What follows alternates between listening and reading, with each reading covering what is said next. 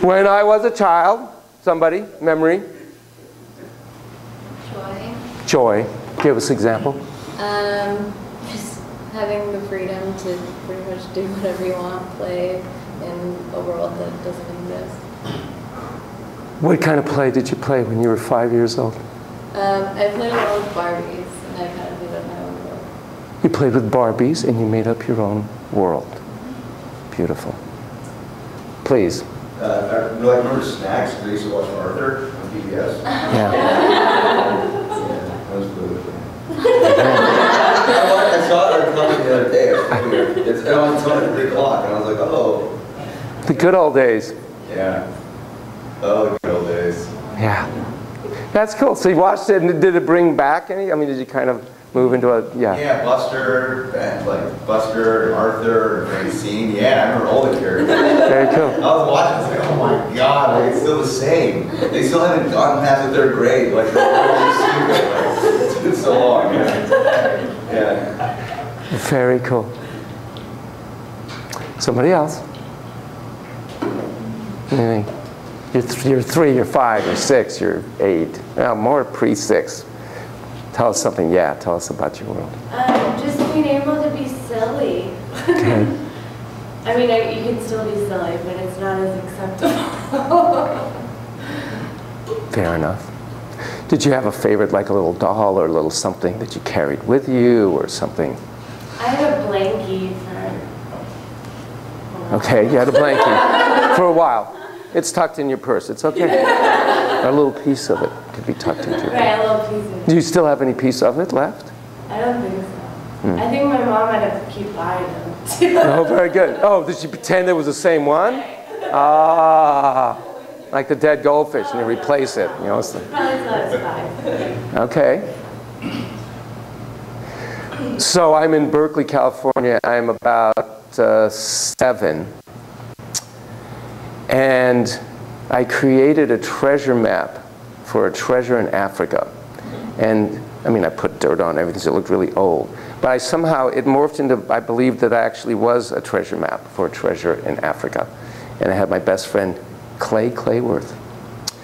And he and I were going to sail to Africa. I mean, there's the Bay Area, there's a bay there, and there's the ocean. And find this treasure. So in those days, you could go to the supermarket and they actually had wooden boxes. The fruits would come in wooden boxes, crates. So they gave me a bunch of crates and I actually took apart the crates and I actually built a raft, probably the size of 2 of these together. And I had a very clear, I told my parents, so I'm almost done. So, you know, this Saturday, you're going to take me to the bay and I've got my raft. And we're going to make a sail, and I'm going to sail and get the treasure, and then I'll come back. You laughed. It was real for me. Now, I never got to the bay. I never actually tried the raft. I don't remember what happened actually, but when I was 7, it's a different world. Somebody else. Somebody. I remember my brothers and I used to take all the pillows in the house and put them in the living room, in the middle of the floor, and then jump from our balcony down. Wow. Spring off of. How high was the balcony? Maybe 3 stories. 15. 15 feet? You would jump off a 15-foot balcony? There's some pillows? Amazing. Yay for your spunk. He was supposed to be taking care of us. Oh, okay. Jump. Little parachutes. Okay. Somebody else? Everybody gonna share something? Yes. I remember being like an adventurous risk taker, very independent, not liking adults helping me. Not liking adults helping you. And one specific memory of that was when I was in daycare. I was probably about 2 or 3, and I was climbing this playground structure. It looked about 2 stories at the time. It was probably about 6 feet tall. And the teachers were suggesting I not climb it, and I told them to leave me alone. And then they tried to put their hands on me, and I told them to go away. And then they had their hands behind me. Oh, you remember this very, very clear. I made it to the top and told them, "Look, I made it. I'm fine." Oh, yay for that spunky part. Still have some of that. Oh, that part. That, by the way, any part we've ever had never goes away. It's just whether it's in charge, whether we utilize it. Never goes away, ever. It's how to evoke that part. That's the question, the challenge. Cool, please. So when I was younger, about maybe 3 to 5, Yeah. my brother and I would build forts, Yeah. which were actually castles. Yeah, of course. Just hide in them and just clear. And we would build 2 different ones. It would be opposing castles. It's magical. If I brought 3 blankets, let's say 4 blankets because that's double, and I put them over these desks, and I had you go underneath the desks, your inner 5-year-old would immediately come alive. I did that with real badass teenagers. I was the director of, I told you this last time, of an adolescent inpatient substance abuse program. Some of these kids are on the streets at age 12. I mean, they're really, really tough. And one of the groups we did, we had a big group room with nothing in it but drums and all this stuff. And we took sheets and created forts. We had these clotheslines. Oh my God.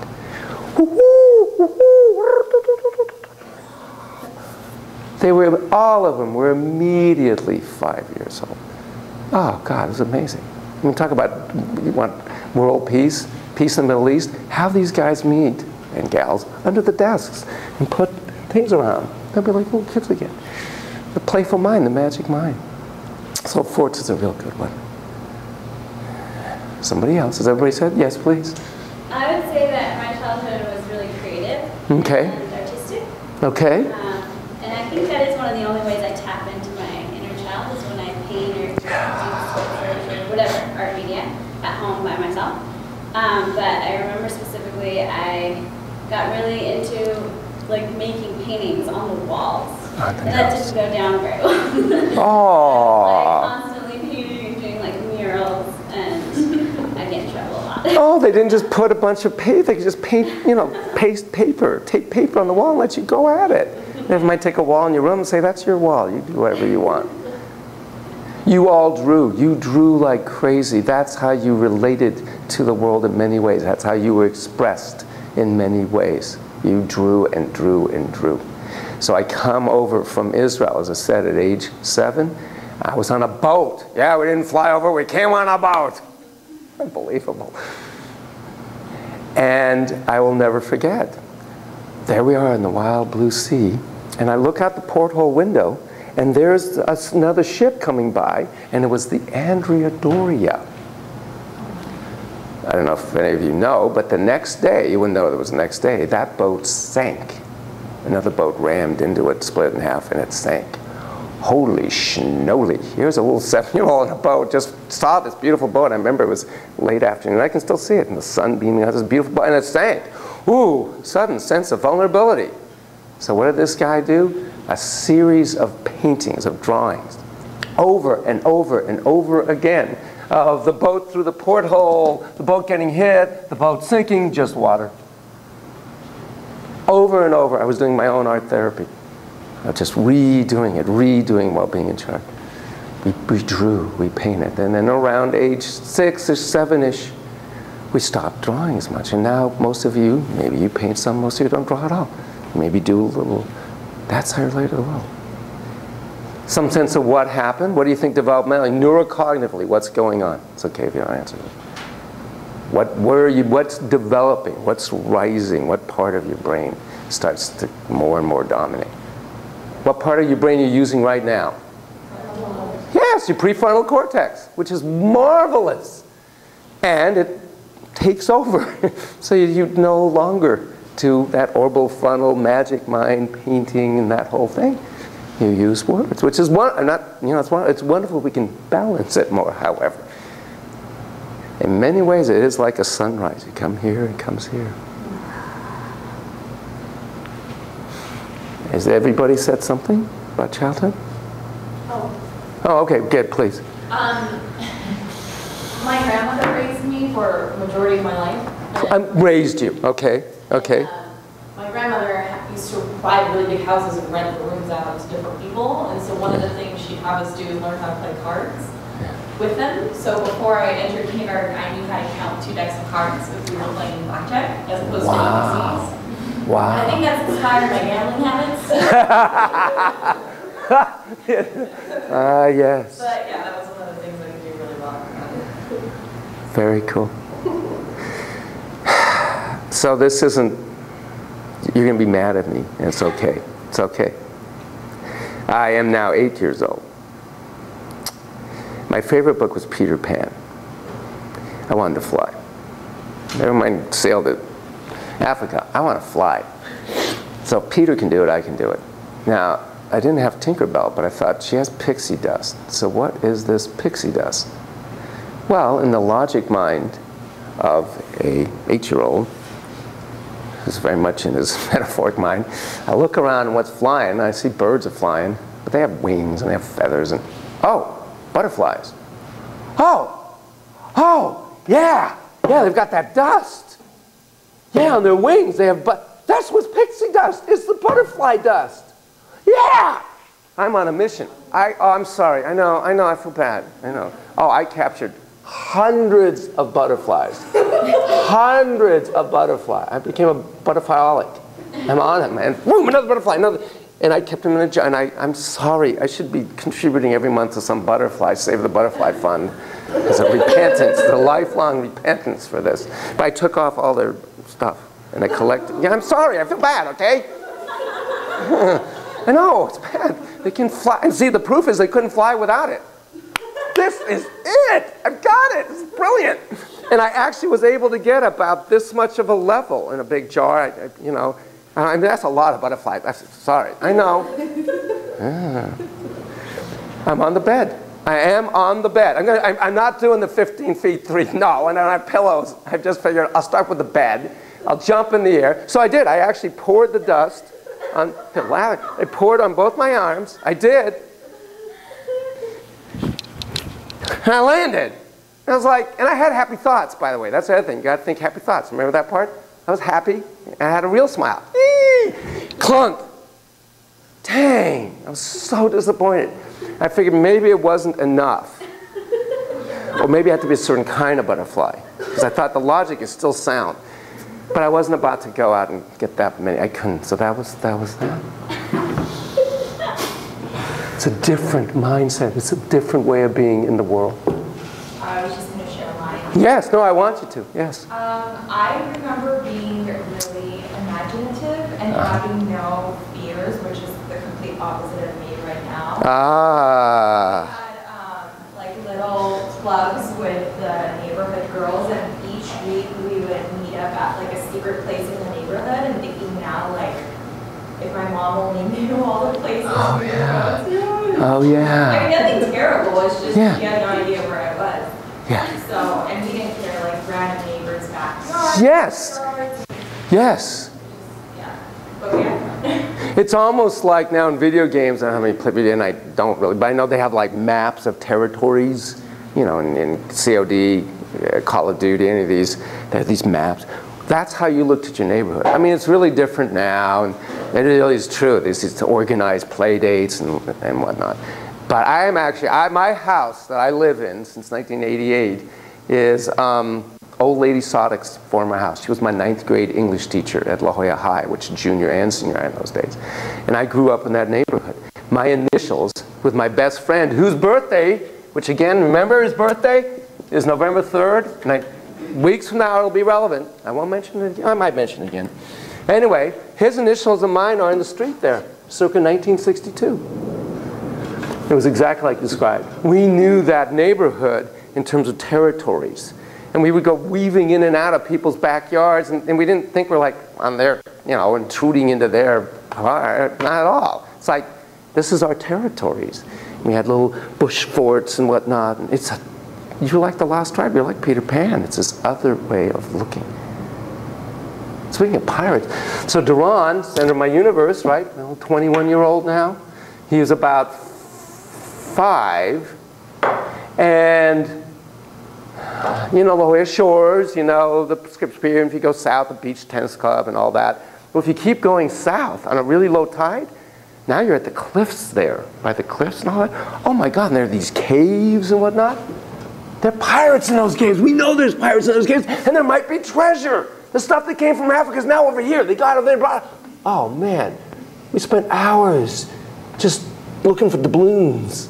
We believed that pirates had lived there in those caves. Speaking of Duran, so he is 3.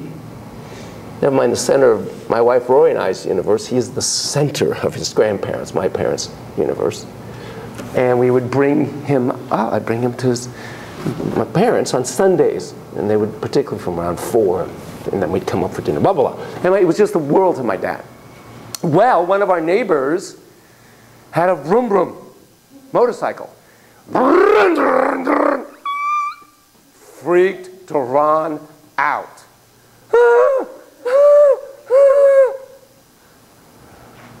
Well, he started being resistant to going over to BT's, Ben and Tom's. Good look. Thank you for the empathic look. Like, oh, yeah, I know. It was a bummer for all of us. Like, broom broom. I know how scary the broom brooms are. I got it. Shit, my kid's got a phobia. Now it's starting to generalize. Wasn't sure about going into town. The broom brooms in town? Like, okay, I'll work on this. We tried a little desensitization.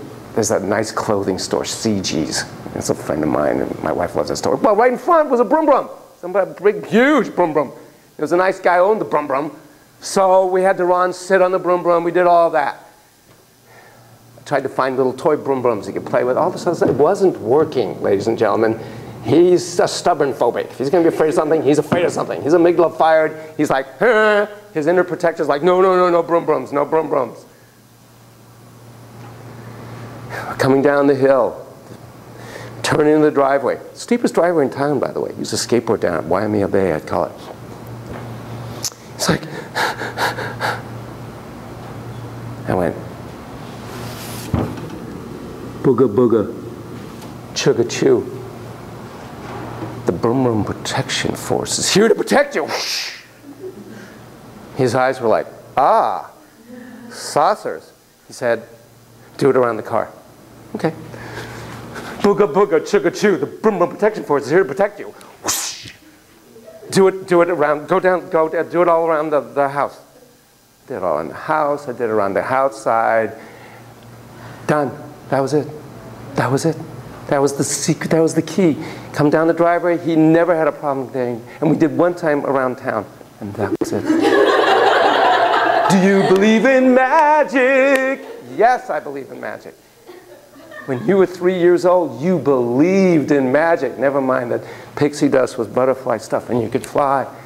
But booga booga chugga chew, the Broom Broom Protection Force was here to protect you. You believed. That's the world you gotta enter if you're gonna work with kids. You gotta get into that space because that's the space they live in. That's where they are. And the good news is you all have that space within you. How to connect with it. Okay? And I hope this class helps you do that. So let's see if I've left out any other little anecdotes to underscore that. Oh yeah, I remember that's why Clay Clayworth and I had X-ray vision. Well, now we're about 8, and we're going to go around Berkeley protecting the populace from bad people. And we could see, like, through walls, see if anything bad's happening in somebody's house or in the store or whatever. And we'd, you know, while we're looking, oh, you see the orange couch? Yeah, weird, it's orange. Yeah, and the yellow lamp. I never knocked on a door to find out if there actually was an orange couch or yellow lamp in there. But we actually believe that. So I remember that. I remember a client, this is sad. Just a little quick. So he is 4-ish, not 5-ish. And his mom came in, his brother was killed. And he says to her, they were watching a sunset. And he says, look, Mommy, Nathaniel is helping Jesus paint the sky.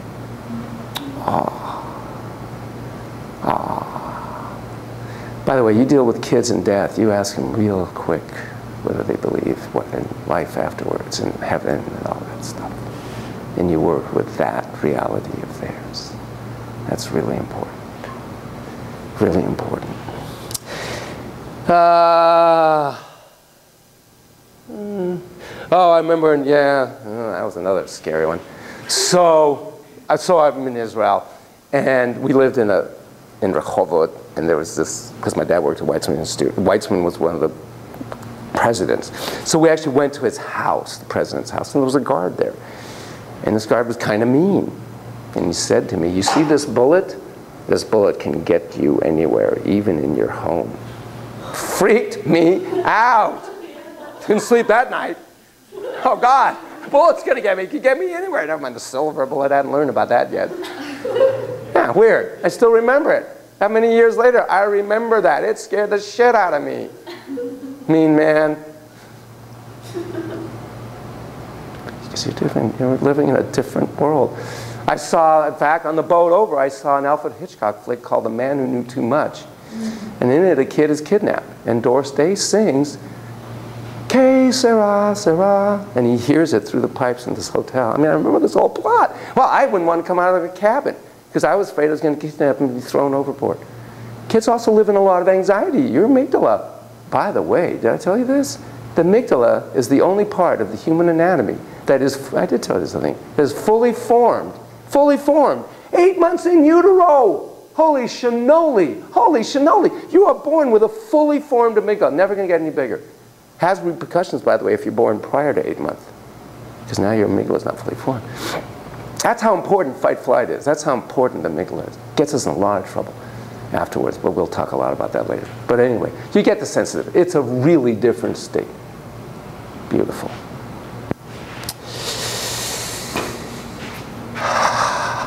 Let's talk about parenting.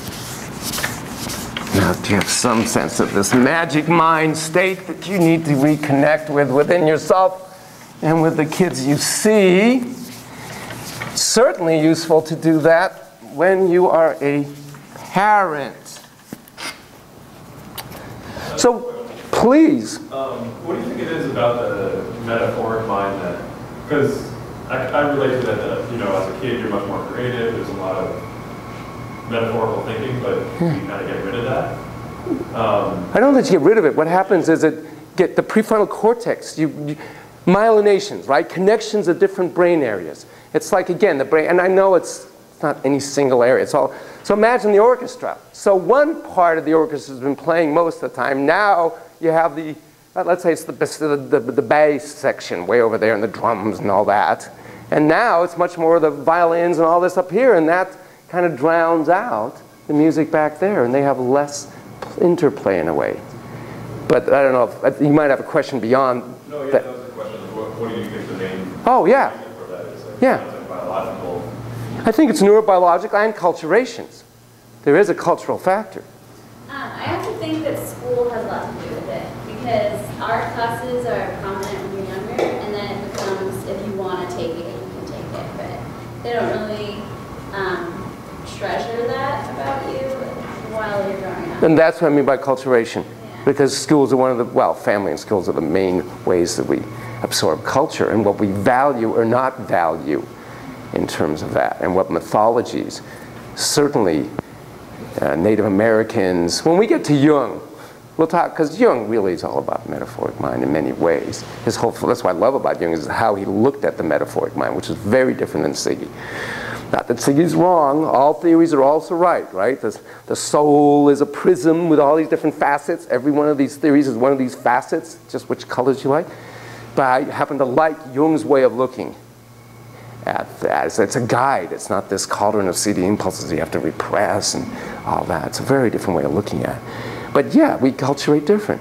So when we get to Jung, we'll talk at the, but the end spiel of Jung becomes really wooga wooga. I mean, really wooga wooga. When I've had Native Americans, some of the Hispanic folk and whatnot, it's not, it's like, yeah, so?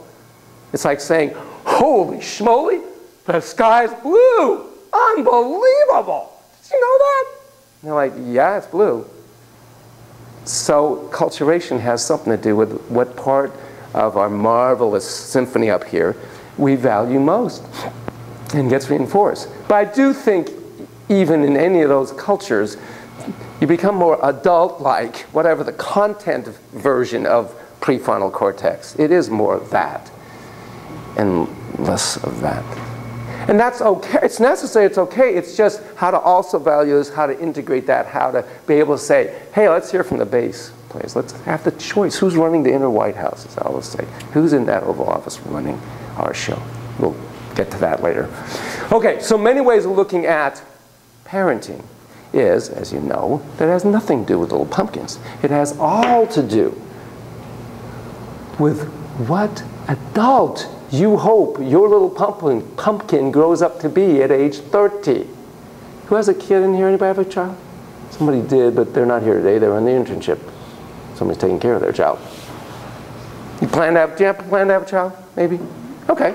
So let's imagine, do you care if it's a boy or a girl? Do you want one of each? One of each. Okay, so let's pick your girl. Let's imagine. Do you care which one comes first? Probably boy, but... Boy. So let's grab your boy. He's up first. Do you have a name already? No. Okay, we'll call him No. That was silly. See, that's what a kid would say. That's kind of a kid mind, very concrete in that moment. By the way, Piaget is very smart, was a very smart man. His ideas about cognitive development, what stage you're in, is very smart. It doesn't perfectly go like that, but there is pre-operational, there's concrete operation. So let's imagine that your pumpkin's 3 best friends and or wife or husband or whatever are out there in the hallway right now at age 30. I know, that's quite the thought, isn't it? So off they come in. Hey, welcome, welcome, thank you, thank you. So tell us about No. I know that's not his name. What do you hope they say in terms of its traits, qualities, attributes, characteristics, Rorschach profile, MMPI profile? I don't care. What do you wish they would say about him? That he's kind. Kind.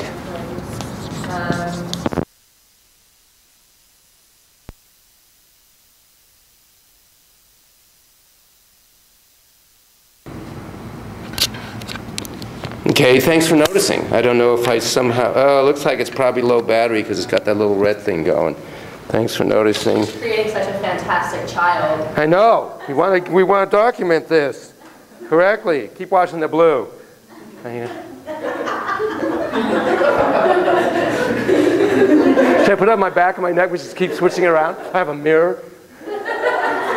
Oh, actually, let's go with that. Lateral thinking. My wife is amazingly lateral in her thinking. Wow. I mean, that's a really useful trait. And by the way, when you're amygdalated, you're very not lateral. You get very like this. Your peripheral vision goes from about here, literally, to about here. Literally. And so does your attitude. Not a good state to be. Now I'm going to keep looking at it. Not a good state to be in when you're trying to have any kind of human discourse. Lateral thinking. Options, kind of open-minded, but it's like, whoa, thinking different ways, like how are we going to deal with this or whatever. You just keep looking at it, don't you? I know. It's okay. I wonder how much we missed. Doing some really important stuff. I hate that. I have to read lips. Can you hear me now? That's what I said.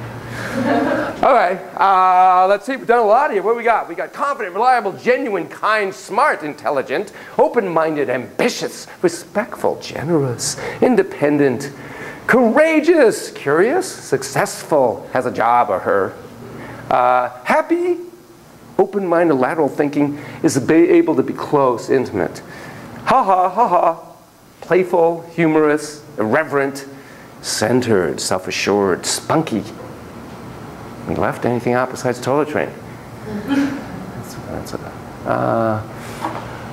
Oh, you know what I want? Okay. I want Duran to have some sense of social mindedness, some sense that there's a world we're responsible for out there. Remember when yes, please. Yeah, I'm surprised, when full psychologists we have that they're compassionate. Oh, wow. Yeah, and empathic. I mean, that's sort of one of the things with intimacy ability, but nonetheless, we have to specify it. Compassionate, empathic, both the self and other. I said social consciousness.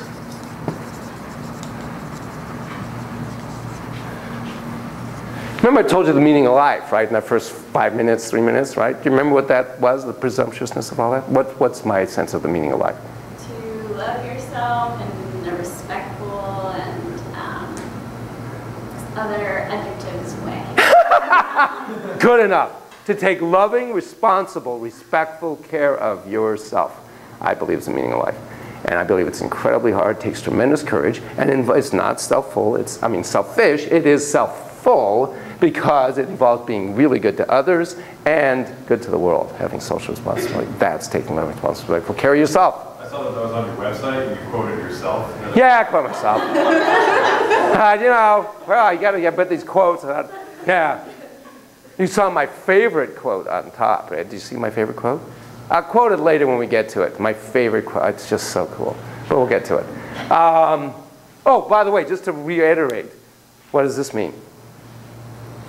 I could be wrong about anything and everything I say to you. The pen might not drop. Still drop. Gravity still exists. I could be wrong, and I mean that. Furthermore, one other thing I want to say. Sometimes I'll take a thing and I'll do all the neuro stuff because I'm so fascinated by neuroscience. And sometimes I realize it's kind of like analyzing the paint on the Sistine Chapel. I mean, do we really care what's the composition of the paint when you've got the Sistine Chapel, for God's sakes? So I understand. Sometimes I just get so, the beauty of it. But look, but it's the beauty, is it? All right.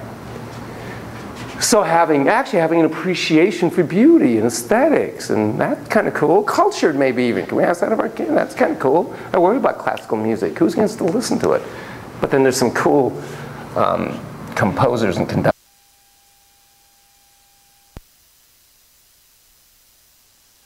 Back to blue. Oh, where is she?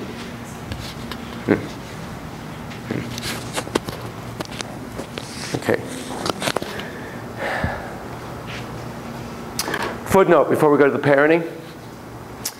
So one of the areas that's not well developed yet in little pumpkins is the dorsolateral prefrontal cortex, which is basically the seat of the superego, which dissolves in alcohol. The reason you dance on tables is because the alcohol, kind of, your dorsolateral prefrontal cortex goes offline. And you're not as socially conscious to social norms and constricted thinking. It also goes offline when you sleep. Well, sleep is a very, or dream, really not just sleep, but dream. So that's a very creative state. It's a very free thinking state. Well, imagine little pumpkins don't have that dorsolateral part as near as developed. So they're in that world, a kind of a dreamlike world. That's why they believe in Santa Claus. It would make no sense to them to not believe in Santa Claus and the Tooth Fairy and Easter Bunny. It's not cruel to lie to them about it. That's their reality. It makes much more sense. And then you go down and give them presents from an affectual state. And that's why come age about 8, you know, prefrontal cortex getting this, Duran started thinking, wait a minute, how does a guy fit in the chimney? And wait a minute, not everybody has chimneys. And wait a minute, it's 25,000 miles around the world. Wait a minute, there's like 13 billion, 10 billion people? How does he do it in 24 hours? Doesn't make any sense. Well, that's logic mind. That's prefrontal cortex. So, let me read you one other thing about childhood, where a little pumpkin at age 5, he's sick in bed, and this father gives him a toy compass. And this kid looks at this compass, and he's mesmerized by the invisible force that makes that needle always point north. So that's his prefrontal cortex. This kid at 5 had a lot of prefrontal cortex. He's just mesmerized by it. That experience, this boy says as a man, convinced him there was a deep hidden order to nature and impelled him to spend the rest of his life trying to reveal it. And who might that man be? Albert Einstein! Isn't that cool? So his course was set at age 5, in one sense. That curiosity, that. And by the way, on the flip side, he always says the way he came up with the MC squared, he saw an image of a boy on a tricycle riding on a curved line. And it would take Einstein to translate that into E equals MC squared. Okay, back to parenting. So we listed all these marvelous traits, attributes, qualities, etc. that you hope your little pumpkin at 30 has. Never mind that we hope we have. The good news is, wow, they already have all that in them. It's how to elicit, evoke, underscore, strengthen, nourish, nurture that part. The good news as a parent, you don't have to always be that way. While modeling is very important, you don't always have to be that way, though you have it in you. What traits, then, qualities, attributes, ways of being as a parent do you think might help, in fact, predicate and predict little pumpkins growing up to being that kind of individual? Adequate autonomy. What did you just say? Adequate autonomy? Fabulous phrase. Adequate. Kind of like a good enough, being a good enough parent. Having adequate autonomy. It's Alex? Yeah. I'm going to keep practicing. Consistency and appropriate attunement. Holy shanoli! You guys are alliterations, appropriate attunement, adequate autonomy, and appropriate attunement. I love it. Is that an alliteration when the two sounds sound the same? Can't remember. Think, yeah. And I'm sorry, what was the other one? Consistency. So the kid knows every time he spills milk, he's going to get whacked. Every time. It's consistent. Yeah, exactly. But that's why you added the appropriate attunement. And you know it hurts him. No, that'd be terrible. Very good. Other things. Praise. Praise, absolutely. And what is the danger of praise? Remember Kuala Lu from last time? You're absolutely right, by the way, but what's the danger there? What is every one of us in the room? See, there's that Socratic method again. You know, what if everyone in this room, including myself, made the mistake of confusing performance and value? The bind with praise, you're absolutely right. But the bind with praise is it's conditional. We reflexively think, oh, okay, I got praise, so I'm good if I do this. If I get the A, then I'm a lovable, it comes down to being a lovable human being. And you will see me struggle in the terror tape of a latency age girl, because latency is a lot about performance. Look at me, look at me, look at me. How do I be attuned to her and yet not praise her in a way that feels conditional? It's really tricky. Unless obsessed with the koshness of how to do that now, having raised a kid, I have no problem saying, look at those shoes, fantastic! And I can see you're so proud of those shoes. I can see. But anyway, but praise is interesting. But yes, absolutely. Much better than criticism. Other things, come on, people. Raising the future of the universe, at least the planet. Unconditional love. You betcha. You will. Unconditional. Kuala Lu, oh, so do love you. I always have and I always will. I read a book, a little quick story, and it was about this little koala trying to win mommy's love again by winning the Olympics, the Bush Olympics. The whole point is, of course, she came in second. Mom didn't love her any less. It's unconditional. It really is unconditional, but it's so hard to believe that.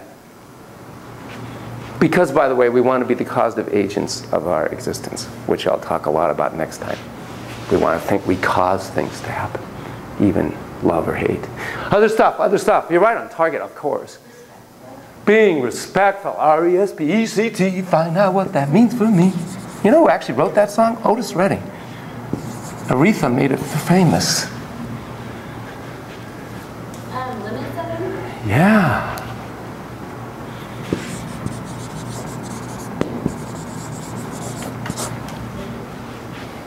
Communication.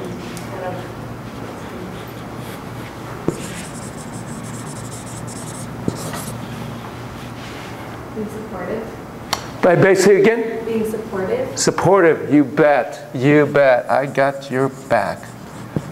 No matter what. Provide basic needs. Yeah. It's hard to feel okay in the world if you don't even have the basic needs. I'm dealing with a custody case right now. The 11-year-old's not even in school. Come on, lady. Come on, come on, come on. CPS is already, or CWS. It was so much easier to say CPS, but C, Child Welfare Services, instead of Child Protective Services. Anyway, just to finish his sentence, it's already been at the house, already said, lady, lady, lady. Still not, and this poor little 11-year-old is so left out. Like nurturing, like kissing, hugging. Be affectionate. Nurturing in an affectionate way. Affectionate. Right. But nurturing, there are other ways of being nurturing, which is really nice as well. Yeah, these are good. These are all warm. Validating? V squared, value and validating. You betcha.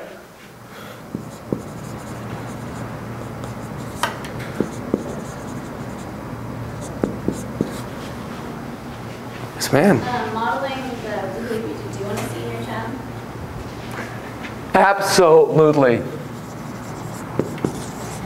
I mean, just a quick one on that. I really do, as much as we'll talk a lot and teach a lot, I hope, about individual play therapy, I really do see it as a team with the parents, if I can get any part of them, including just a simple thing of 3 in through the nose, 5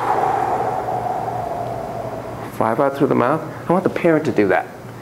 And I'll say, Mom, Dad, do that every morning. In fact, if the kid won't do it, reward him for counting, or her, for counting your breaths. You do it and say, you know what, you can get your little care point, or if you just count for me. Make sure I'm doing it correctly. 3 in the nose, 5 out through the mouth. Because of course, when she's doing it, he's going to be doing it. And I had a pumpkin yesterday. We've been working so hard with this kid. Because kids, you know, autonomy, they don't want to be told what to do. They don't want to be told, come down, don't tell me to breathe. By the way, worst time to tell somebody to breathe is where they're already amygdalating, they're really mad. Breathe. No! Come on, you need to breathe. When we breathe, they're going to snort fire at you. It's not the time. Do it when they're not. You don't learn to play guitar at Carnegie Hall with 5,000 people watching you. You learn it when you're calm in your room. But yeah, model it. Even the simple thing like how to breathe. We'll talk about that more. Okay, anything else? You've hit a lot of really important ones. Availability? Availability, being available in a lot of ways. Emotionally available, physically available, time available.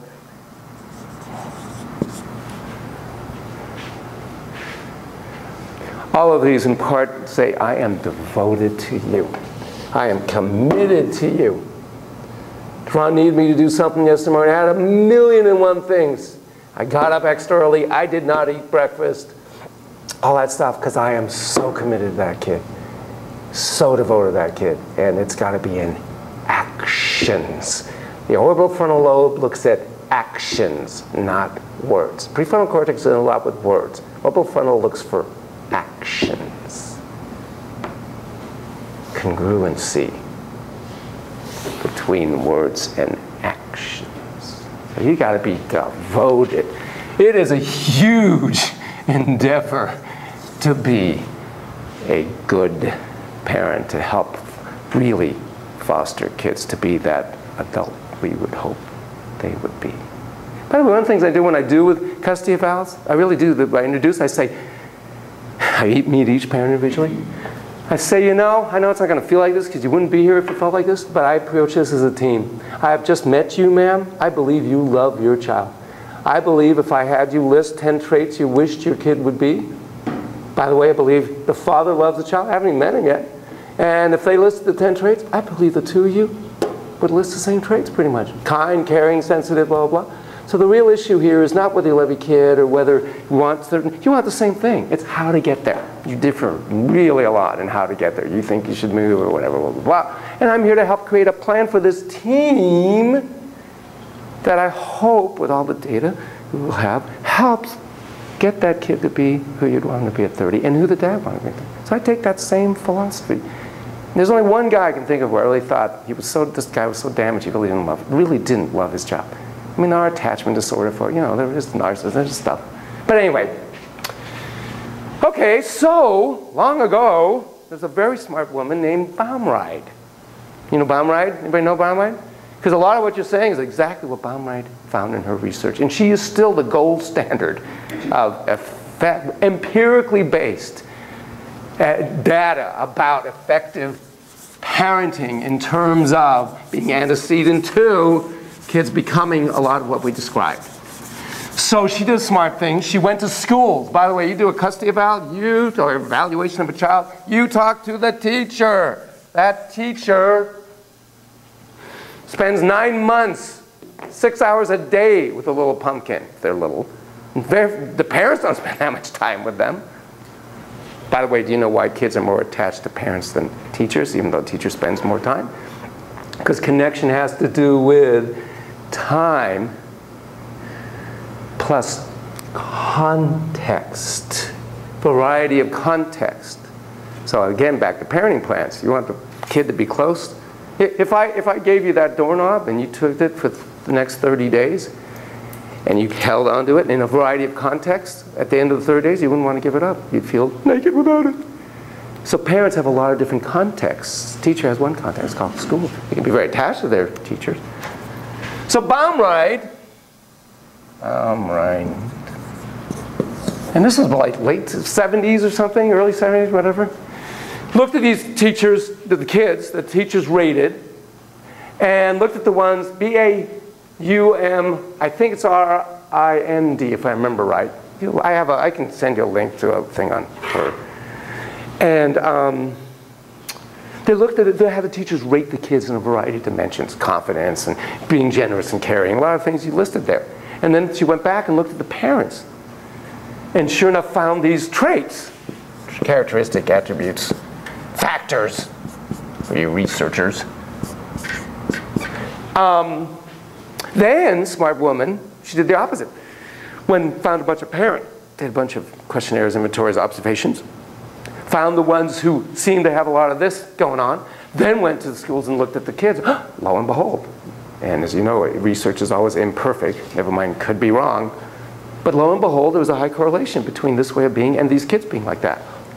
Perhaps we're on to something. So she called the first factor warmth. You gotta love the kid. Duh, yeah. Oh, let me introduce this trait to you very quickly, or not this little, what does this say, acronym? The tight phenomenon. Both for, you're gonna write this down, let's go. Both for your kids and certainly for the clients you see, you better have a twinkle in the eye. A twinkle in the eye. Yeah, no, you're ready for some big technical term? Dorsolateral prefrontal cortex type term? Actually, I have a really long thing that I'm going to talk to you about later on. I have to read, I can't even remember that. It's an acronym and then it goes, blah, blah, blah, blah. So that one will impress you. But your orbital frontal like this. Twinkle in the eye, man. You got to have a tight, man. And woman, you got to feel that because they know it. Talk about the orbitolateral. They'll feel it immediately. If you don't have a twinkle in the eye, they're going to feel distant. They're going to feel disconnect. They're going to feel you don't like them. No matter what you say to them, oh, I do, I really like you. I don't mean you're always going gaga to them. I don't mean that. Somewhere in that 45-minute hour, you kind of went, cool. And you meant it. You felt it. Your eyes teared a little bit. I don't mean, just a little. It's really important. Congruency between what you say. So, you gotta love them. You gotta feel warm. You gotta have a twinkle in the eye for them. Duh, that's so obvious.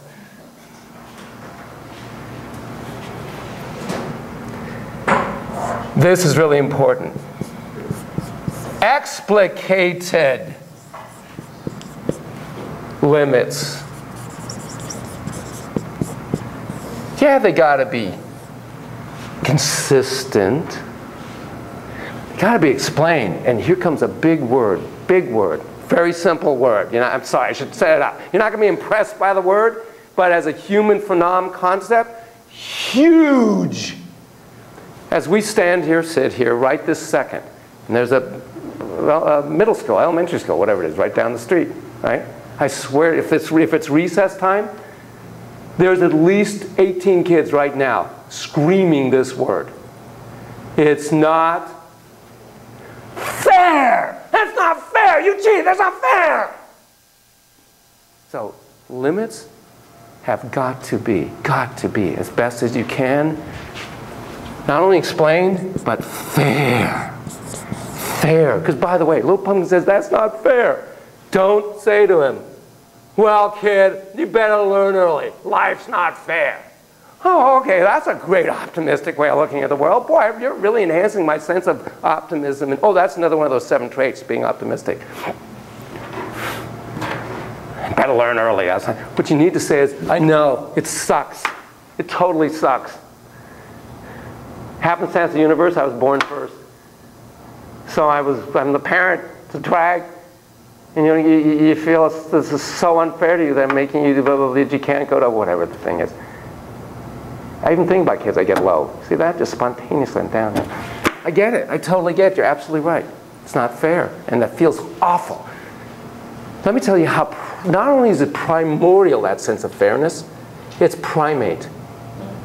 It's primate. Let me give, this is not a joke. It's called the monkeys and the banana. There are 3 monkeys. No, they didn't go into a bar.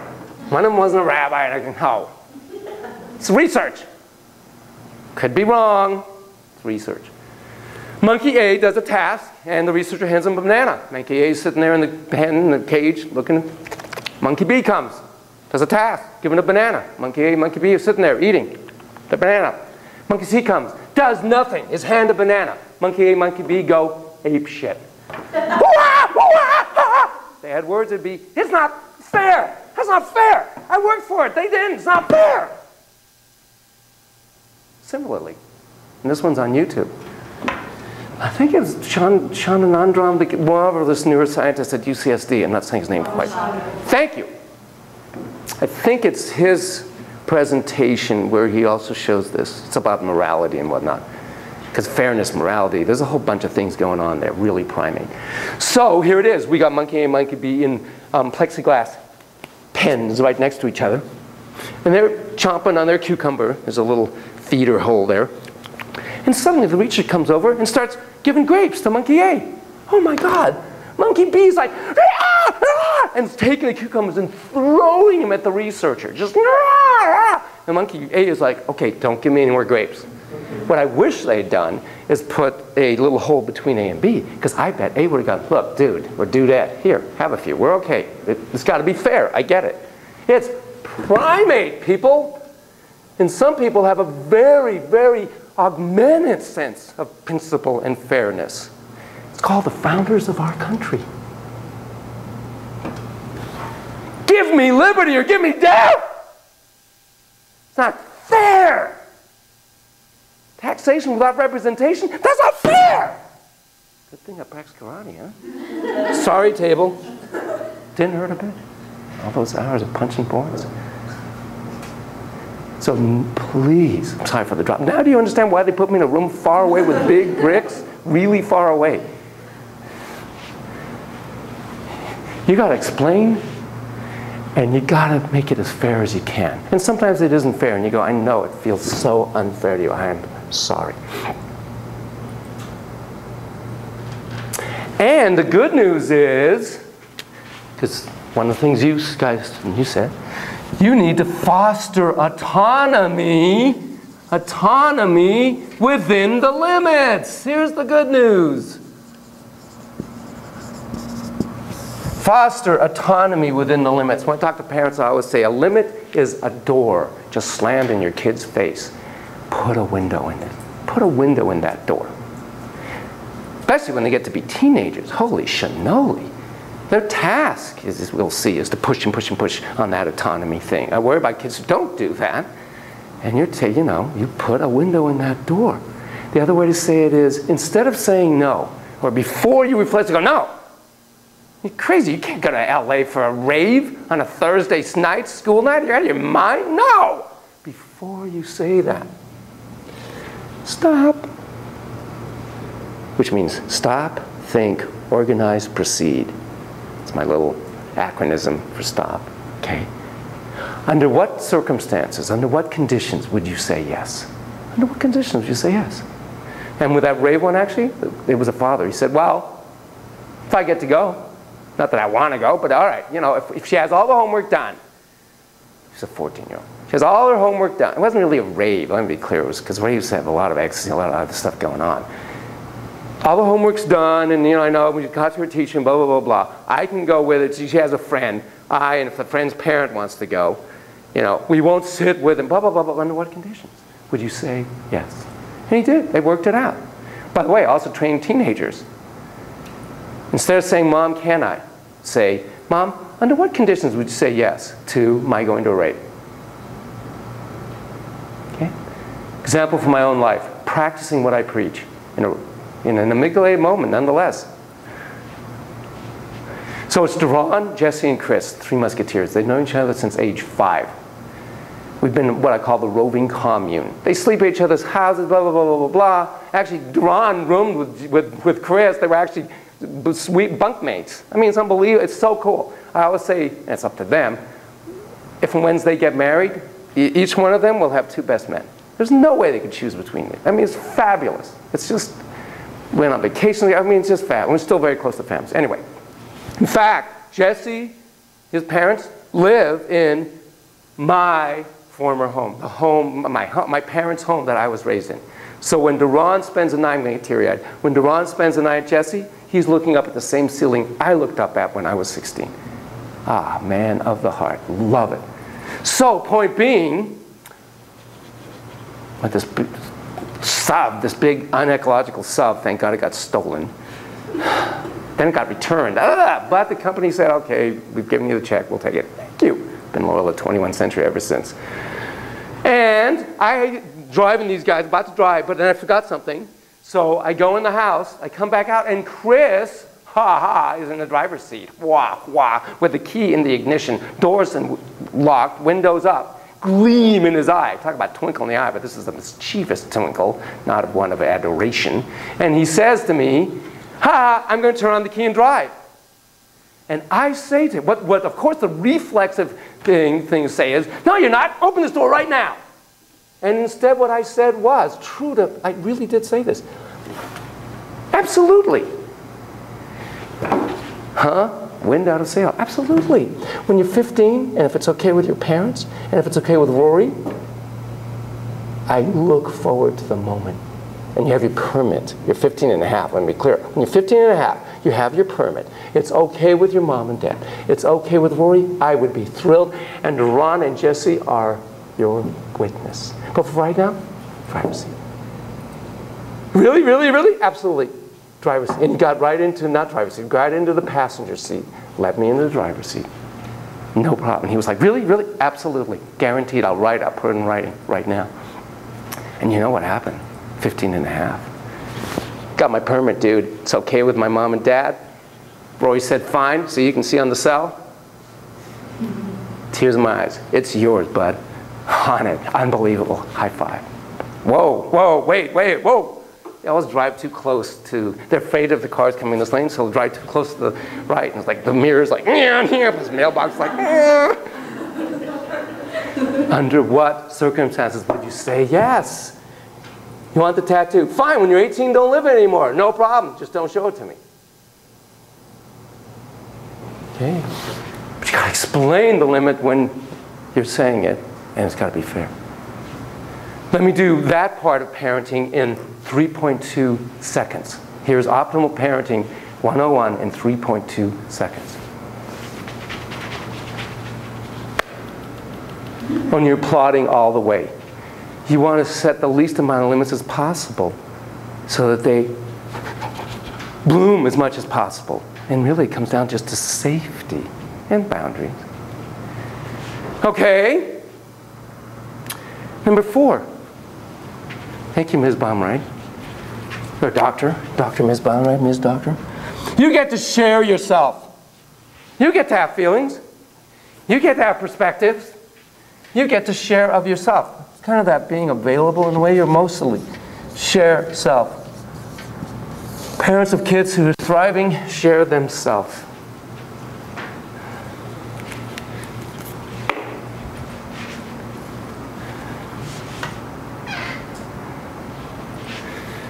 Thoughts, feelings, fantasies, reactions, you heard all this. I mean, it's pretty logical. And still holds true today. There's been no research, and other kinds, lots of other kinds of research, but nothing's really said it any better than she said it in terms of these dimensions. You know, the weird thing is, there isn't a Baumright assessment of parenting. God knows I've tried to find them. I Google every once in a while thinking, come on, folks, if this is the gold standard, how come we don't? No, there are different kinds of measures out of different inventories that I kind of try to put together. There's a fostering autonomy measure out of the parent-child relationship inventory, and a limit-setting one. But I want the, it's like, come on. But anyway, yeah, makes sense. Very hard to do. Very hard to do.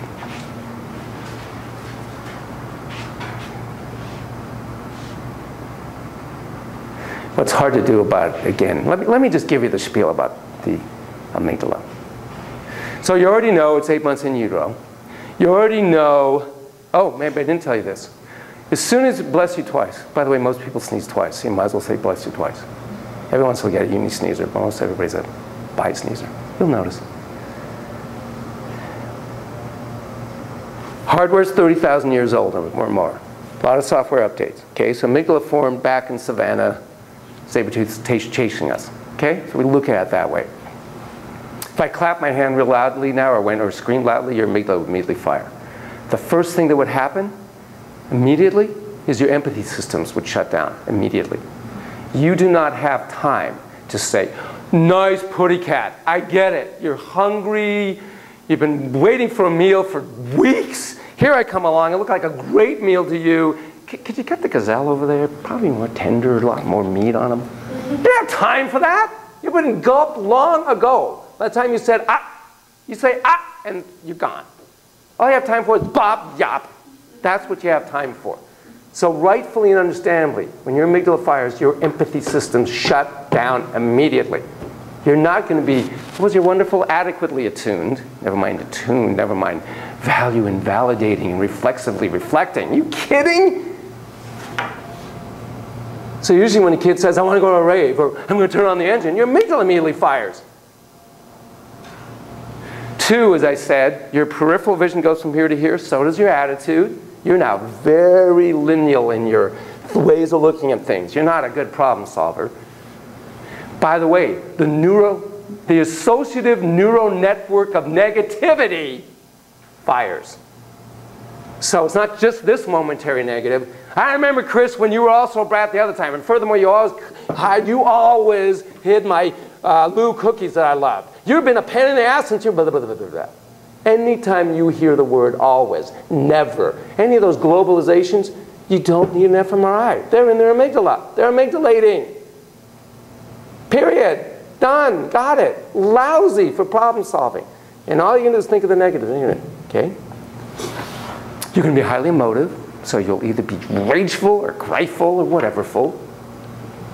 You're going to respond in one of 4 ways. You're going to be either offensive, you will criticize, you will be contemptuous, which is criticality plus superiority, which is cancerous for a marriage and any of these relationships, and cancerous for a parent-child relationship. Horrible.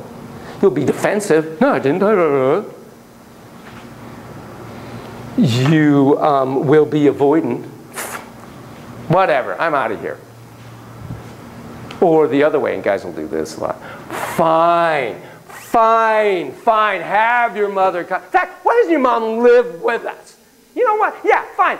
You know what? Let's have her live with us, and I'll live somewhere else. So we do couples therapy. So parents they get amygdala immediately. So their task, as is all of our tasks in that moment, is to stop and get de-amygdalated. Tickle yourself. When you do you're moving from the sympathetic, which is fight, flight, and all that stuff, to the parasympathetic. Om, mindful, om in the range space.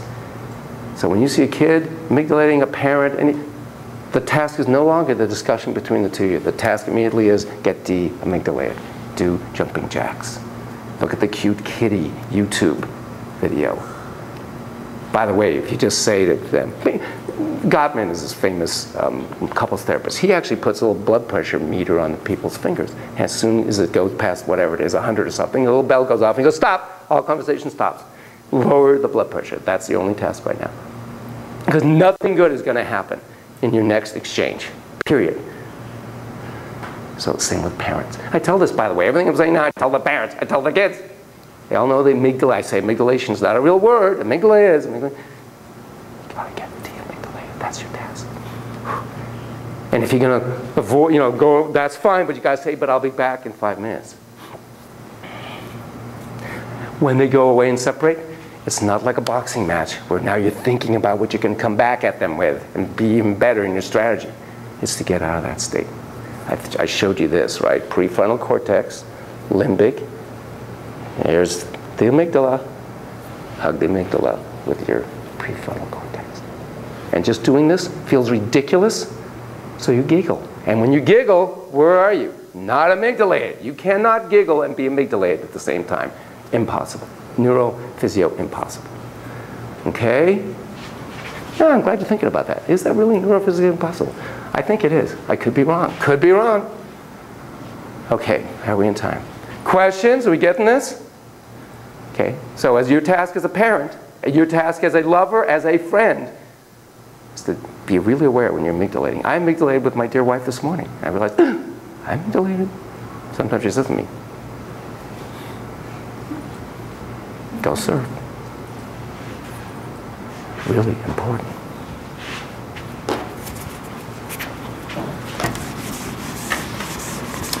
Let me come at this from a, quote, groovier point of view. So, I once had a lovely client whom I saw when she was about 4, maybe she was 5. Her parents brought her because her parents had an amicable, but nonetheless clear divorce, and little pumpkin wasn't happy about that. So I saw her for maybe 3 months. And it was interesting. They got along well, even though the dad would pick up the kid from daycare and go off to South America on his motorcycle with her. He let mom know, but not very much ahead of time. She's with me in South America. I'll be back. But mom was good. She was like, okay, I know I love her. It's probably a good experience for her. I mean, it was amazing, actually. In those days, I worked with dear Tom Rusk, whose article about, I forgot how he called it. It's like spiritual versus materialistic parenting or something. It's in your compendium. By the way, did you see that first page? Kahil Kabran, the prophet, tell us about children. Children of life's longing for itself. Ha! One of the best lines ever written. He was the prophet. The prophet was the Bible of the hippie movement in many ways, way before your time. Anyway, so dear Tom Rusk, and we actually had a secretary and all that other stuff. So the secretary gets a call from this little kid who's now about 8. I want to go see Volcani. I want to come in. I want to talk about something. She made her own call, for God's sake. Okay, great, come on in. She comes in, sits down. Say you're 9. She wants to talk. I'm like, fine, great. It's always up to you. You can think, feel, say anything, do about anything. Want to talk? We'll talk. What's up? My grandfather died. Oh, honey. I was really close to him. I really loved him. And I didn't get to say stuff that I wanted to say to him. I'm really upset. I am so sorry. Ow. Tell me more about your grandpa. Wonderful. He loved me. I loved how he smelled. He had this cool beer. I mean, she was fantastic. Tell me more. Tell me a great moment with you and Grandpa. What did you love to do? He would be in the pool. And he'd throw me in the air, and he always taught me you could really count on Grandpa always being there for you and always catching you. Yeah. Now he's gone. I didn't get to tell him. I'm so sorry, honey. Ow. By the way, afterlife? Do you have any beliefs about that? Oh, yeah, for sure. Oh, cool. Tell me about that. Here we go. Ready for this? Well, see, it's like this. It's simple. It's like, well, it's kind of like the sun. See, we all start out from like the sun. It's not really the sun, but it's like the sun. Okay, so we all are like from there. Okay, and see, we're all like separate lakes. See, we're like lakes. And the sun, from when we come, it like shines our own little light on just our lake, like that.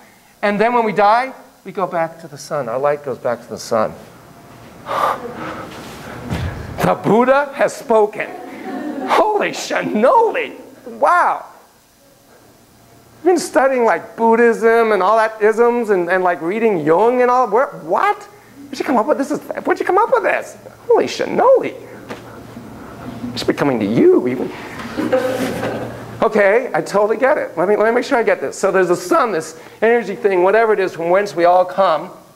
We are all our own unique special lakes, but this oneness shines down on each of us, and when we die, we go back here. You get it? Yeah. Like, obvious. Okay, okay. Huh. Heaven? What about heaven? Enlighten me.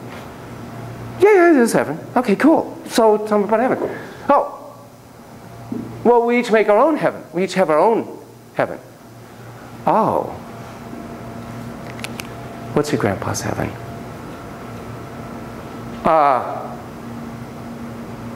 He's tossing me in the air, in the pool. That's his heaven. I said, oh, wait, let me get this. One big energy ball, whatever, that we all come from and are connected to. Grandpa's back in that energy ball, whatever, and he's throwing you in the pool. So your lake energy can go right to you up there in heaven and tell him what you need to tell him. Right there. So wait a minute. You know, I haven't thought of that. I think that'll work. Thanks. I don't think I saw her again for years. It's like, I mean, she came in one more time or something. What a fabulous way to talk about a thing called, perhaps maybe, the spirit. Oh God, thank my God. Some might even call it the soul. That maybe we've got this thing. There's a wonderful book. I'll show you the image next time. No, maybe I'll show you the image this time. There's a wonderful book, a little tangent, but I'll come back. It's really important. Called The Illusion of Self. In fact, I am going to show you this picture because it's so important. And we'll get back to this, but this is a really important way to look at this. The illusion of self. We have a neurobiologically based necessity of having a sense of a self.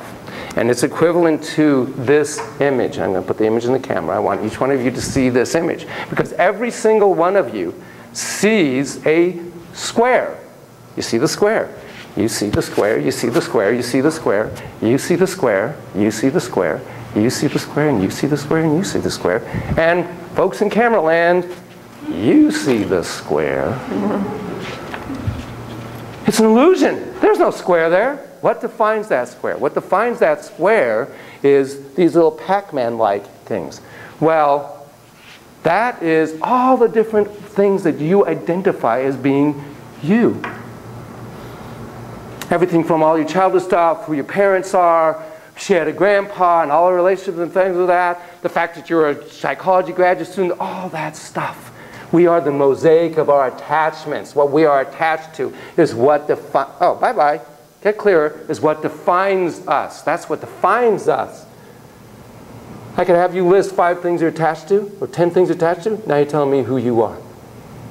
We're the mosaic of our attachments. And in fact, one of the things that happens, for example, divorce. Imagine if this little corner was cut off.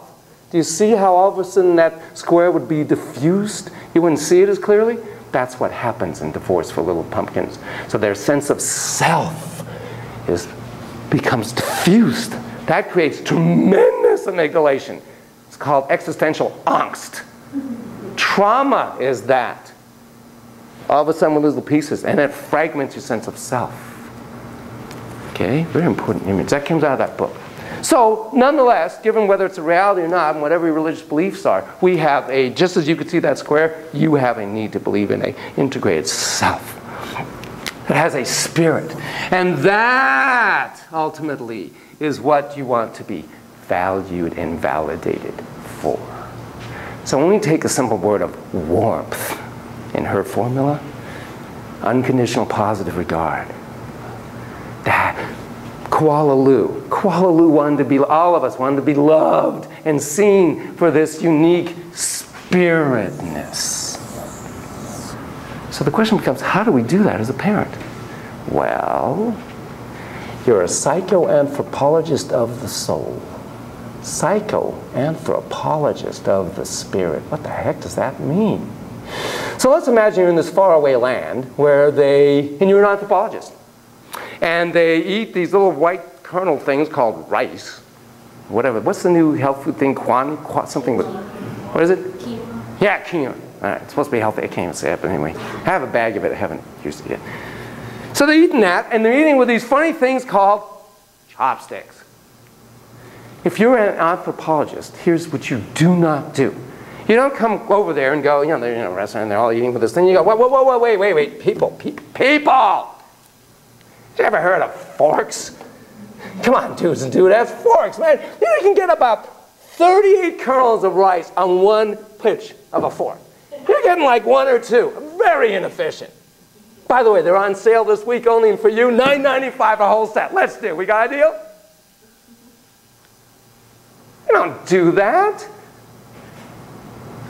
You observe, you watch, you wonder, you're curious, you're very respectful. You think there must be a really wonderful reason why this culture has developed this way of eating kinyan, whatever that stuff is, or rice, or whatever. And if you get introduced to the individual, you humbly come and say, you know, I'd love to learn how to do. Can you teach me how to eat rice that way? Imagine if we approached our kids that way. Now, yes, of course we have to cultivate them, teach them. Of course, I'm not saying we don't do all that. But imagine if, in terms of their worldview, how they look at things. We're psychoanthropologists. We're trying to understand what are they thinking, what are they feeling, how are they tying that all together. With the assumption that it makes total sense. Anybody in that situation, those circumstances, with experience, blah, blah, blah, would be thinking exactly the same way. And in fact, my task as a parent is to help develop prefrontal cortex verbalization of those experiences. How do I say to you, I get it. I understand why it feels so unfair. Because you really wanted to go to the birthday party. And now we have this other thing we have to do. And it feels so tough. And it makes you feel so angry. And it makes you feel so frustrated that with that anger and all this thing, that still doesn't change. You feel angry at me and then maybe you get scared. Oh, I'm going to get upset. I totally get it. I get it. Because what we can't stand is to be alone in our aloneness. And kids feel, and you all felt, and I felt, a lot of aloneness at times. And that's a terrible feeling. Talk about that little definer starting to flip away, that little Pac-Man thing, when you're alone. Because, ladies and gentlemen, you already know this. There is no me without a we. There is no me without a we. In fact, one of the simple ways to look at human development is the progression between the we to the me and we. Because it starts out with just a we, literally. And then it's kind of we, me. And then it's kind of we, me. And then it's kind of more we, me. And then more me and the we. And then it's kind of me, we. And adolescence feels like me, not we. And then it's eventually me and we. And when we'll do that little formula through each stage of development and see the implications of that. So the first thing you got to do as a parent is make sure that we is really solid in that child by being empathic to the max, being a psychoanthropologist of the spirit, soul, whatever you want to call this entity, illusionary or otherwise, it's neurobiologically programmed to be experienced that way. Okay? Extremely, extremely, extremely hard to do. And why is it hard to do? Because your amygdala is going to fire and get in the way of your empathy. That happens all the time. Song way before your time, Everly Brothers. Happens all the time. Are we on time? We still got more. Good. I can give you questions. You got this? Got this part? Okay, good. Let me talk about a way to look at limits.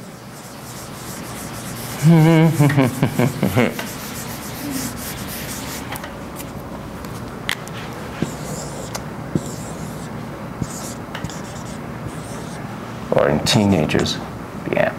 So one way to look at limits and all this kind of negotiation we have to do in parenting, it's really about domains of ownership.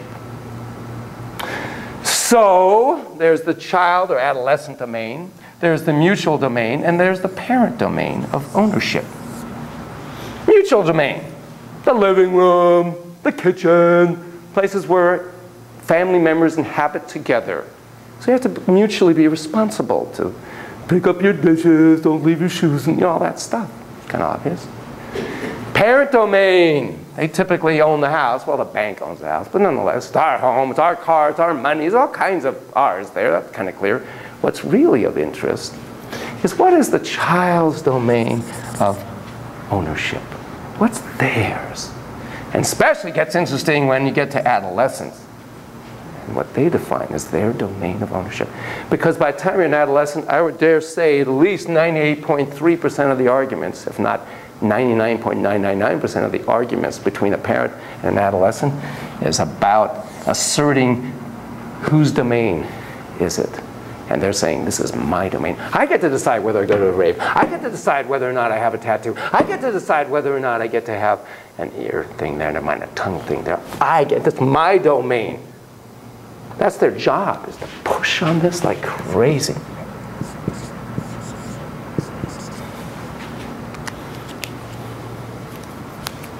Mom, this came from school. I just need you to sign the bottom right here. Can you sign the bottom? You know, I want to go over to Bob's house. What age should I be? Should a kid or adolescent? Doesn't matter. Let's do adolescent. Let's say I'm 14. I'm an adolescent. Just to make it more interesting. So could you just please sign? What is it? It's just a thing for school, Mom. I got to get going because I think he's going to come picking out anyone. Would you just please sign? Mom, come on. Can we get this going here? I know you're busy. You're chatting. Let's go. Come on, Mom. Mom, come on. Can we just get going? Look, I can forge a signature, but I'm trying to be honest here, okay? Because I know you got that little loopy thing at the end with a dot. I got it down. I don't write any checks, but come on. So what's going on in this interchange? If you're a psychoanthropologist of the soul, what are you going to say? By the way, you're brave for just doing this at all, for putting up with this. You're my boss. You can say, excuse me, can you get out of my space and go do it on her? That you're putting up with this. What was the question? Oh, I'm sorry. Well, are you going to sign or not? Let's see what this actually is. Mom, come on. You know, there are boundaries here, you know? Aren't you studying psychology and stuff? Don't you guys learn about boundaries? It's called a boundary here, okay? What's going on in this interchange? What's this guy feeling? What's he feeling? Vulnerable. Vulnerable, okay, about what? Maybe some shame. What do you think is here, by the way? Bad news. Okay, right, okay. Okay, by the way, you're not doing anything wrong. But see, so you have already a lot of assumptions about, and probably rightful assumptions, about what's going on. So if you're bringing psychoanalysis to the soul, you're going to reflect those back. So you're going to say something like, whoa. I could be totally wrong. This is so presumptuous of me. My guess is that is either a bad grade or some kind of a bad note or something like that from school. Okay? And I appreciate that you have enough, I guess, respect for me or whatever, that you're, I guess, ashamed to show me. Or maybe it's different. Maybe you're afraid to show me that. You're afraid I'm going to get mad, I'm going to ground you. If I, in our relationship, have made it difficult for you to be honest to me, I apologize. I apologize right here. I get an F for parenting today. If I've made it so that you're scared to say, hey, Mom, this is so embarrassing, it's so freaky, I got this F. If I've made that difficult for you, I apologize. F on me for parenting. Do you think this kid wouldn't now show me this for 1 second? By the way, you didn't fail in doing this. I've never had anybody do what I just did. Not that I'm some genius or anything like that. I've been practicing for a long time. It doesn't come naturally to us because our amygdala gets fired. If you were amygdalating because you're in front of the class and all that, but if it was really you're the mom and your kid comes, your amygdala's going to fire.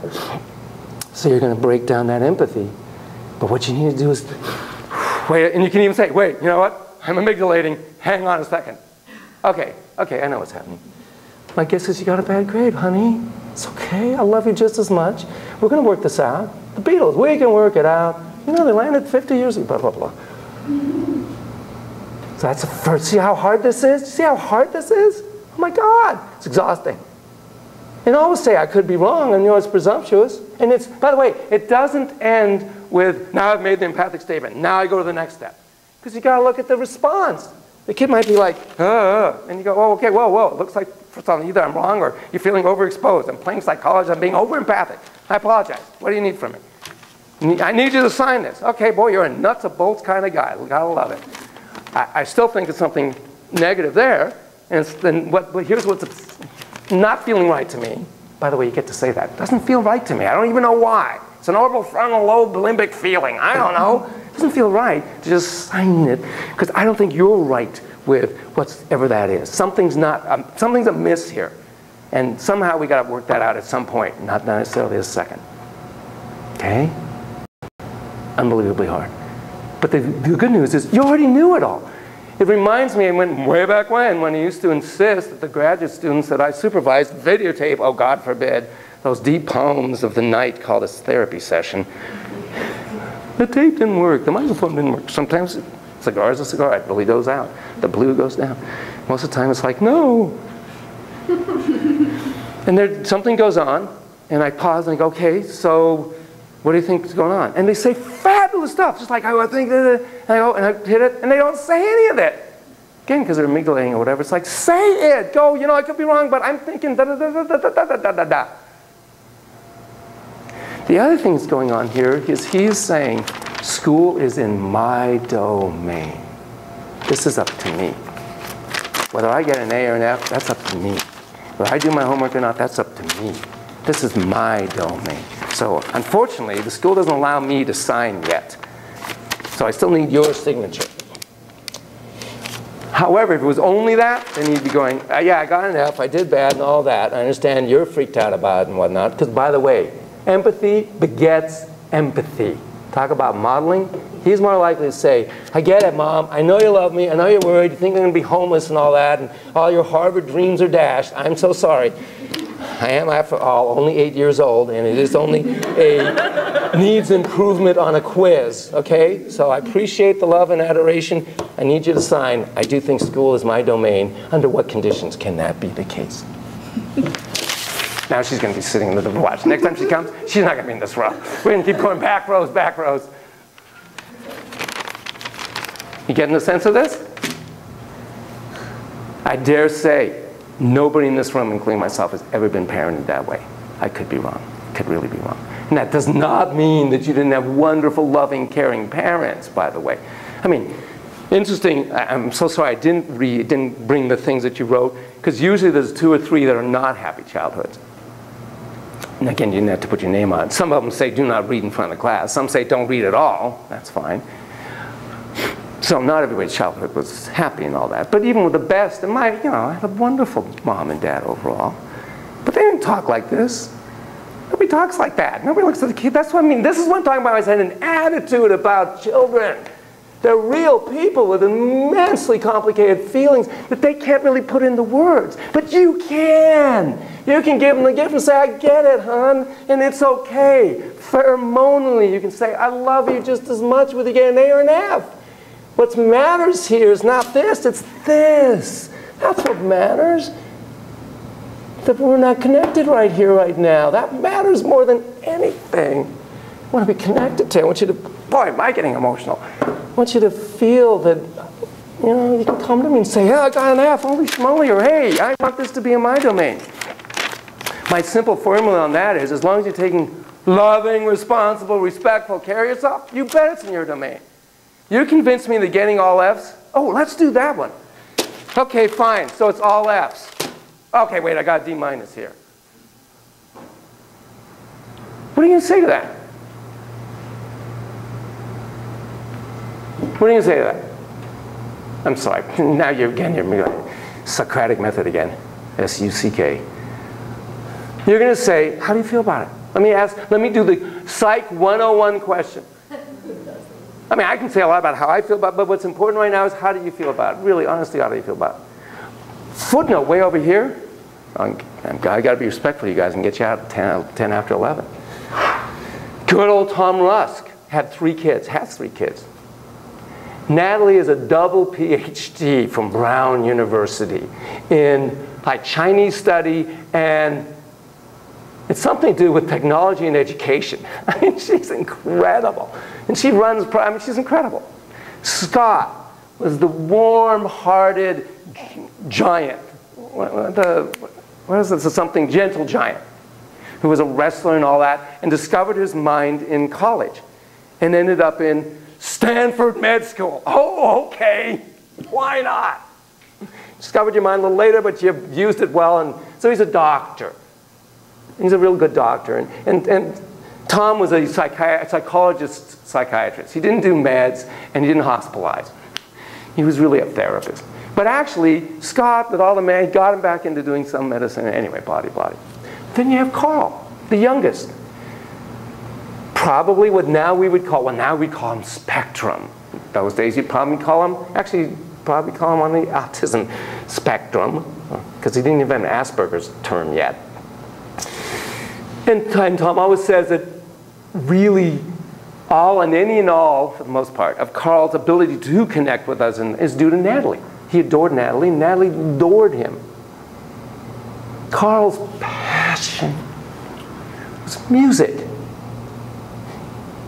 By the way, when Jimi Hendrix was told to do chores, his dad would come in the room, and guess what he's doing with the broomstick? He plays 24/7 guitar. So was Carl. Constant music, music, music, music, music. And at 15, he comes to his dad and says, I'm done with school. It has no meaning to me whatsoever. You know what I love. You know what means everything to me. It's called music. You know the band I'm working with. We have an opportunity.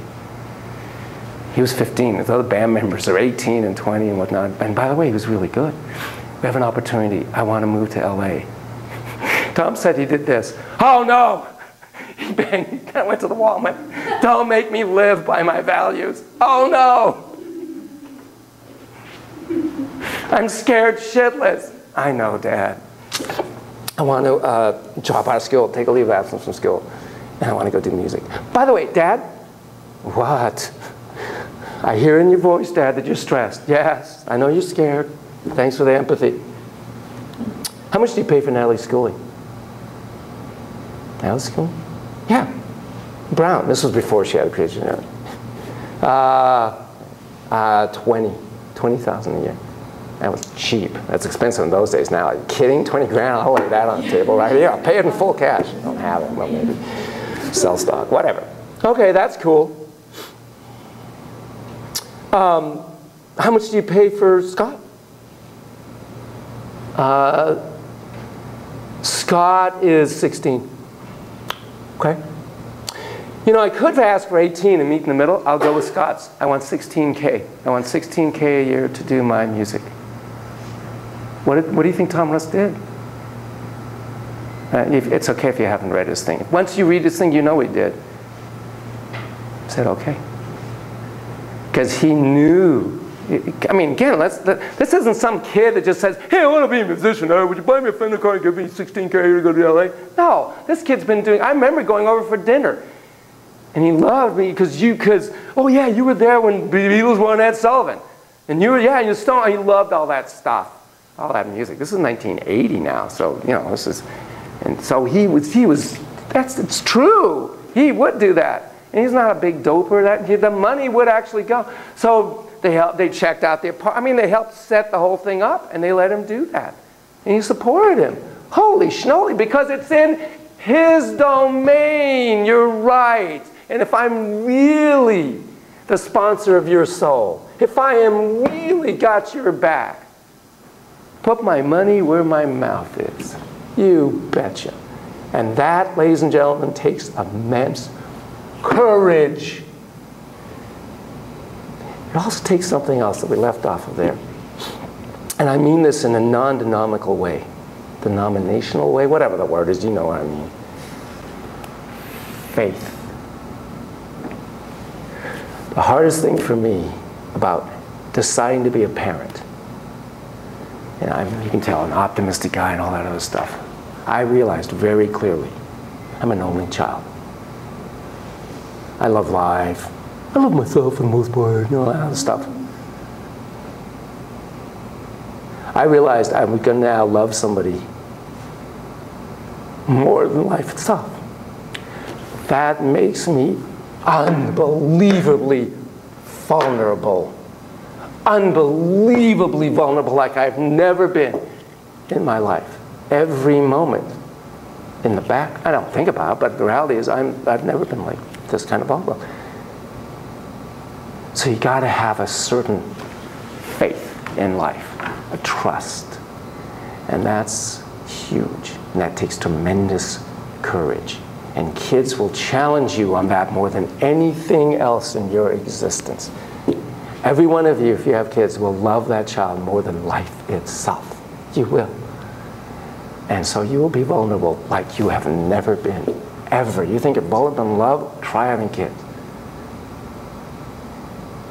But I realized to not have kids would be siding with not trusting life, and that's not who I am or who I want to be. So I'll take that chance. Boom. And that's what Tom did. That's what you got to do. You go, okay, I love your expression. You're going like, no way, Faye, are you kidding? Talk to us. What's your expression saying? What are you thinking? I don't think I could be that strong to do that if I had a child. And realistically, I would probably say, like, let's finish the semester out, and the summer we'll try this. Okay. Not in the moment, like, take off and go. Just because I think my own history, my own background, I was a baby of 4, and none of my sisters finished school. And okay. to be this far ahead, I think my value of education is so different. Yeah. So to think like a 15-year-old and not finishing high school is like, I know the reality of that. I've seen it. So understandable. yeah, it'd be really hard for me to support a child if I had. And you're saying marvelously important things. Let me also be very, very clear. I am not espousing a specific formula of parenting in terms of the content, but more in terms of the form. Right. Remember number 4 in bomb rides? You get to have feelings. You get to say your feelings. You have to take loving, responsible, respectful care of yourself. And if allowing your 15-year-old to go to LA, quote, and spare a moment. I mean, there was a build-up and it wasn't quite that simple. But it wasn't, let's finish the semester and go in summer. It wasn't that much. But if that's what you need for yourself to be congruent with yourself, then absolutely that's what you say. Now, you can still say it with tremendous empathy. I totally, first of all, you also say it with, I unbelievably respect your, Carl's, courage. I love your passion. God, if I could have a 1/10 of your passion and devotion and commitment, that's fabulous. And I do want to support all that. My problem, not your problem. Let me make it really clear. That's one of the things that's really important in parenting. Define whose problem is it. This is my problem. This is my lack of courage, okay? I'll cop to it. But in order for me to sleep at night, in order for me to look in the mirror and go, I feel really good about who you are, orbital frontal lobe feeling. Just doesn't feel right to have you go take up my history, my whatever. But God, we're going to find the window in this door, man. We're going to find the conditions under which this is going to happen. I'm sorry to impose this on you, but bear with me. It's got to be the summer. We got to check it out, blah, blah, blah, blah, blah. Unless you got some other option that I'm missing here. I'm always open. So, you're also right. Tom did it his way. And again, I don't think they dropped out of school the next day, but I know they didn't wait till the summer and all that. By the way, you have never heard of Carl Rusk. Actually, if you Google him, he still does play music, and he does have now a following. YouTube and all that. He does. But and by the way, he's married and has kids, I think 2. And he did the working in the clothing stores and being the bus. He did all that to support his passion. He was a classic artist in that sense. So I don't know if he ever went back to school or not. He might have. He's a smart kid, person. And he ended up in what looks like a quite normal life, but still had his. And imagine if Tom said, no, you can't. Or your version of, hey, we'll do it, but didn't do any of that. No way, that's ridiculous. You got to finish school. Are you crazy? You're not going to make anything as a what do you think? You know how many people make? You know how many even Idol? Do you know who won last American Idol? I didn't think so. Can you imagine if you responded to him like that? And we can have compassion for a parent who does that. It's out of fear. So you can say when you have those parents, I know how much you love your kid. I know how much you want his well-being. It terrifies you that he'd become homeless on the streets or a drug addict needle in your arm. I get it. And you can say that in session with the kid being there, because don't forget, you got to be empathic to the parent too. It really is about fear. Okay? But this is hard stuff, man, when you're caught in the moment. Amygdala's firing, empathy shut down and all that.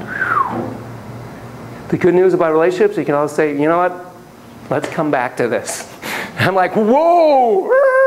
I need a little recentering. Parasympathetic nervous system needs to kick in. It's not here now. Okay? There are much simpler issues in these domains. pumpkin? Do you want to brush with Colgate?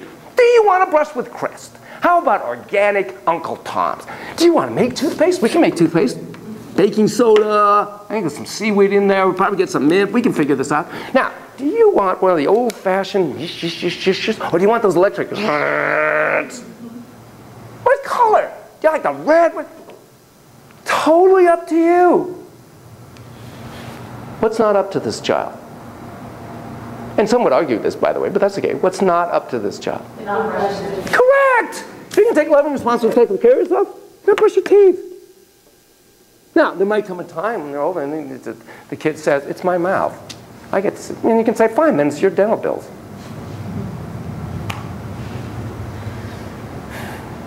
But if you think of it as, how often can I say, again, it's this motion.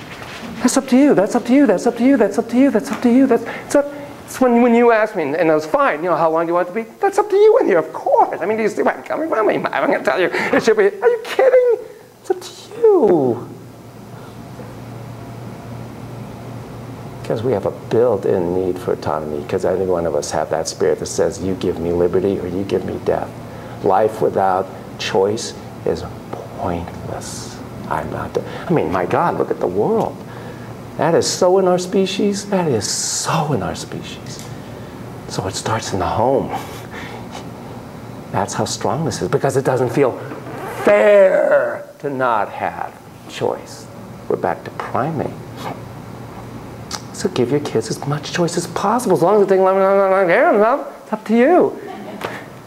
And there becomes a point, Duran doesn't always take responsibility for care of himself. My line for Duran nowadays, I think I've told you this, maybe I haven't.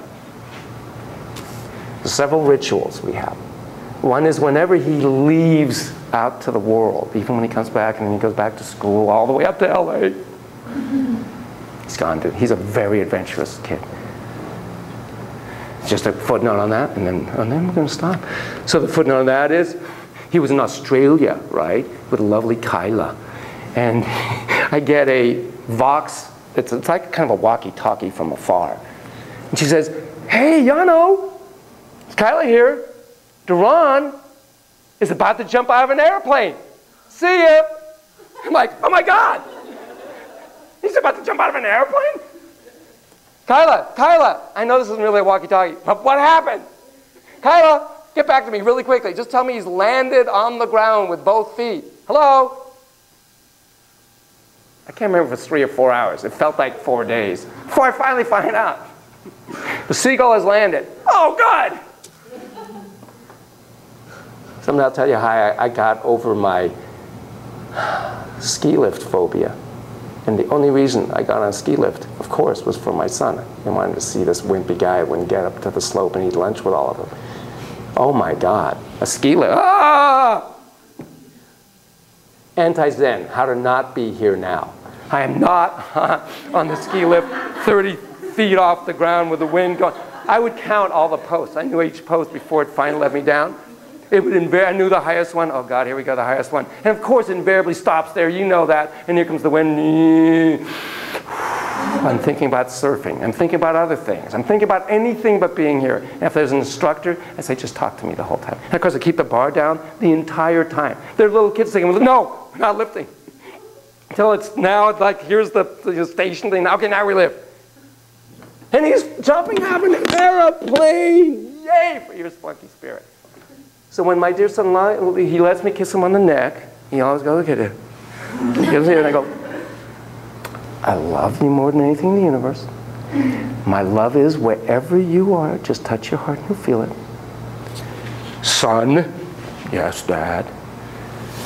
Live fully, thrill sensibly. Please. Live fully, thrill sensibly. See you next week. See you next week. Have a good week.